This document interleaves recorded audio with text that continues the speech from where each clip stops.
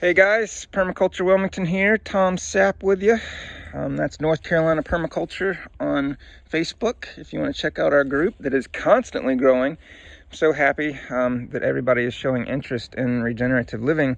Although this doesn't really represent that, it is a decent case of regenerative living efforts within suburbia, and that's Wilmington, North Carolina. But we're moving now. We've sold our house, so I no longer own this structure I've lived in for the past 15 years, and basically learned how to adult in it, which is cool. I now have purchased a new home, or I'm about to. It's kind of a struggle, but that's another story. And check out the group if you want to see about that. And we've made a guide in our group, and if you look at the category called our permaculture journey, it tells you all about the triumphs and tribulations and hoops that we've had to jump through.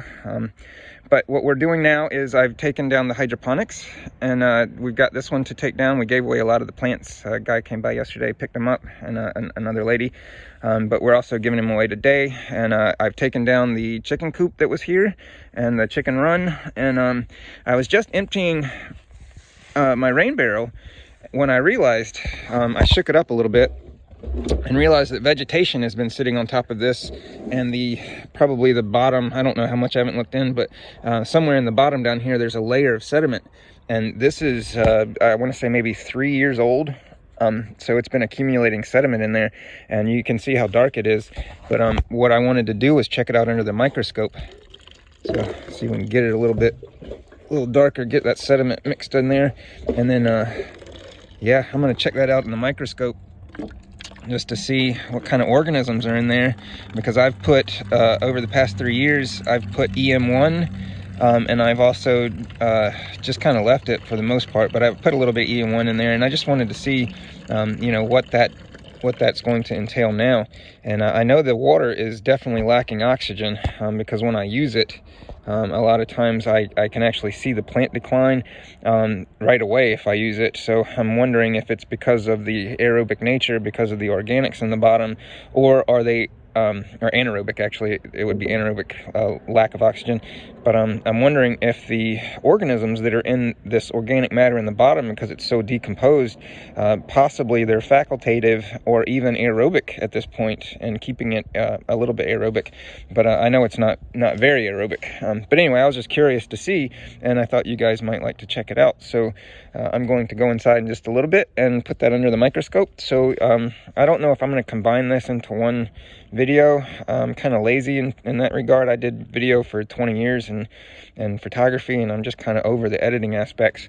So it's just really easy to post multiple videos. So if you look on the YouTube channel, you'll probably see the video for the microscopy part of this directly after this video, if you happen to find it. So hope you guys are having a great day.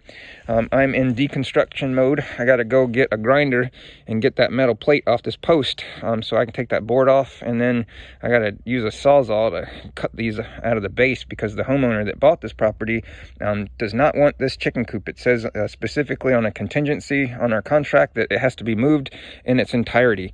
And we also have to move our compost, but I don't have a problem with that, because that's some good compost right there. I've been putting holes in it and venting it. And I've also inoculated it with another compost that was a 0.8 that I got from a guy that made it here in town. So that has some really good organisms in it, and I'm really excited to get that turned over and get it going with some fruiting blocks in here to increase the fungi even more, so we can get our fungi to bacteria biomass ratios up to the point where they can actually sustain a plant without pest and disease problems, like we've learned from Elaine Ingham and the soil food web concept. And I'm actually in the consultant program now, so very excited about that. I'm finishing up my MPA4, and I will be lab tech certified as a result, which is awesome, adding to the skills of life, as they say. But then I'm moving on to the consultant program, where they really focus on teaching us how to make compost and manipulate the fungal to bacteria biomass to get it up, so that we can help people learn how to grow plants without pests and disease, which is amazing, just the concept alone. But it's all about the fungi. So like, for instance, a lady came by yesterday to pick up plants, and she's like, oh, but that's not really possible. you can't really manipulate fungi and increase the populations. And I'm like, that's not true. It's all about foods. We need wide carbon to nitrogen materials. If you use dried leaves, or if you use wood matter, these are fungal foods. So these are things that will increase fungi and not increase bacteria. So we increase the ratios of fungi to bacteria, which puts our soil in a further succession so we can grow different species of plants that are more evolved. Great concepts, guys. I love talking about it because it's just life, and it's something that people are interested in, and they really need to know about these things because it contributes to our health as well. But yeah, so we're excited about this move. We're also terrified because of the way things are working. The banks are basically making us bend over and then holding us there for a long period of time. And we don't want to be in that position. That's one of the reasons why we're moving out of this position, is because we realize that what we're doing right now is in a place of extreme control, where we've got an HOA that is causing us to, they're really holding us down in terms of what we can do with our property, and holding us on a level that is unhealthy, where we have to have monocultures. We have to submit ARC forms if we want to so much as plant a tree, even though the problem with the world right now is that we've cut down so many trees that we need to plant more.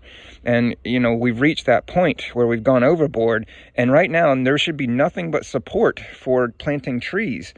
But unfortunately, that's not the case. There is nothing that I'm experiencing other than just constant abrasion every time I try to do something that's ecologically accurate, or even to the point where it's beneficial to the environment or to others, to a degree of health, with good food. And I've been giving food to neighbors and offering it, and they can come by and pick, and their animals can walk through the side yard that's heavily populated with beneficial organisms.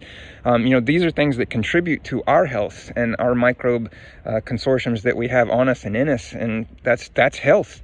But our system doesn't support that yet. It's a new concept, and there's too much money to be made off of the systems of the past. So we're just moving forward here and trying to get this property.